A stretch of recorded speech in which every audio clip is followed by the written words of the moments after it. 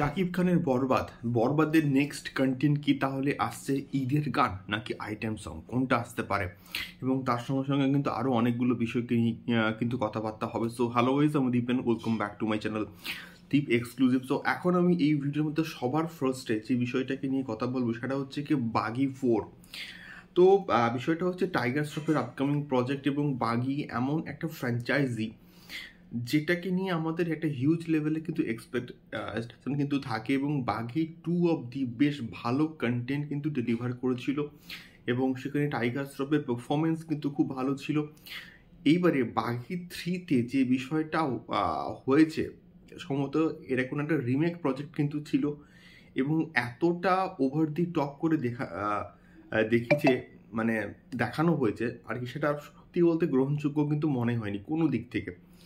তো বাগি 4 কিন্তু আসছে এবং বাগি 4-এর এখন অবধি কিন্তু মোটামুটি 2টো পোস্টার ড্রপ করা হয়েছে এবং তার মধ্যে গতকালের যে পার্টিকুলার পোস্টারটা প্রচণ্ড কিন্তু প্রমিসিং লাগছে। এবং তার সঙ্গে সঙ্গে কিন্তু রিলিজ ডেট একটা কিন্তু বলে দেওয়া হয়েছে যে 5th of September কিন্তু বাগি 4 মুক্তি পাচ্ছে। দেখা যাক। টাইগার শ্রফের এখানে লুক এবং বডি স্ট্রাকচারগুলো তো বেশ ভালো লাগছে এবং প্রচুর ভায়োলেন্স যে থাকবে এটা কিন্তু মোটামুটি কনফার্মড। সো দেখা যাক কেমন হয়। পোস্টারটা কিন্তু বেশ প্রমিসিং লাগছে। তোমাদের কেমন লাগলো আমি কিন্তু থাম্বনেলে শেয়ার করলাম, তোমরা অবশ্যই গিয়ে কিন্তু চেক আউট করতে পারো বাগি 4-এর অফিসিয়াল পোস্টারটা। দ্বিতীয়ত যে বিষয়টাকে নিয়ে কথা বলবো সেটা হচ্ছে কি বরবাদের নেক্সট কন্টেন্ট কি আসছে।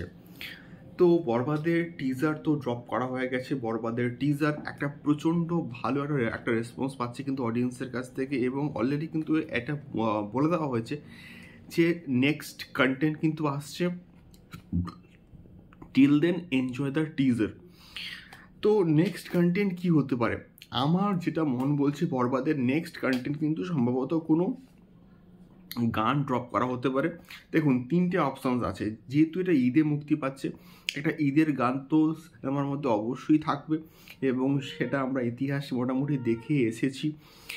প্রিয়তমার ক্ষেত্রে বলো বা রাজকুমারের ক্ষেত্রে বলো, আমরা মোটামুটি দেখে এসেছি। তো সেক্ষেত্রে একটা ঈদের গান তো অবশ্যই থাকবে। এবং সেকেন্ডলি থাকতে পারে কি না, একটা আইটেম সং থাকবে, যে আইটেম সংটা সম্ভবত পারফরমেন্স করেছে নুসরাত জাহান। এবং তৃতীয়ত কিন্তু থাকতে পারে হচ্ছে কোথাও গিয়ে রোম্যান্টিক ট্র্যাক ইরিকা পলের সঙ্গে। সেই পার্টিকুলার এই 3টে গানের মধ্যে যে কোনো একটা গান কিন্তু ড্রপ করা হতে পারে বলে আমার অ্যাটলিস্ট মনে হয়। দেখা যাক কি হয়। সম্ভবত 2 থেকে 3 দিনের মধ্যে আমরা কিন্তু একটা কনফার্ম আপডেট পেয়ে যাব যে বরবাদের নেক্সট কন্টেন্ট কি হতে চলেছে। তো তার পরবর্তীকালে হয়তো রিলিজের আগে কোনো টিজারকে ড্রপ করা, কোনো ট্রেলারকে ড্রপ করা হতে পারে। তার কাজ হয়তো মানে চলছে এখন অবধি, এবং যার মধ্যে প্রীতম হাসানের কিন্তু 2টো গান রয়েছে। দেখা যাক কী কী চমক থাকে বরবাদ প্রজেক্টের মধ্যে। তোমাদের কি মনে হয় যে কোন কন্টেন্টটা আসতে পারে বরবাদের নেক্সট কন্টেন্টটা? কমেন্ট বক্সে কমেন্ট করে শেয়ার করতে পারো। তো দেখা হচ্ছে পরবর্তী ভিডিওতে। টাটা।